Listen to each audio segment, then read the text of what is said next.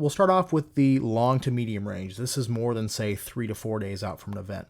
I'll be honest, I don't really look at much in this range because, as we talked about before, the models just aren't all that accurate at this range. So basically, more than 3 to 4 days out, I'm trying to monitor the SPC. They have their day 4 through 8 outlook. They'll have several different categories that they can use. They can have a predictability too low contour and a potential too low contour. Potential too low means that they're not seeing enough potential for severe weather at all on that specific day or in this specific outlook, whereas predictability too low, once you start seeing predictability too low, that means that they are seeing enough evidence for some type of severe weather somewhere in the US, but there's not enough model agreement to actually outline a specific risk area.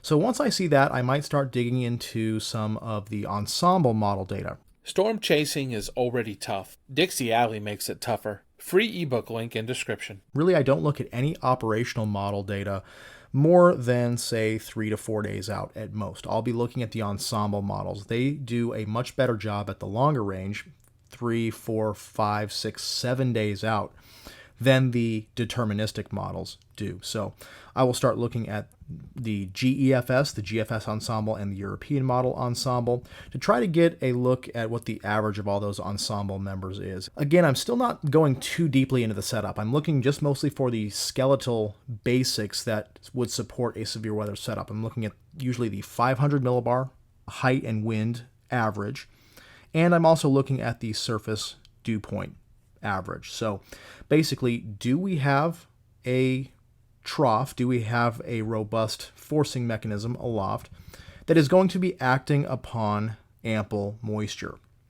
Those are the two things I'm really looking and trying to key in on at this range. Again, I'm not going into specifics on the setup. That's just not something that the models are very good at this range. But if we can start to get those boxes checked as far as our severe weather ingredients go, remember that lift and moisture are two of our most important severe weather ingredients.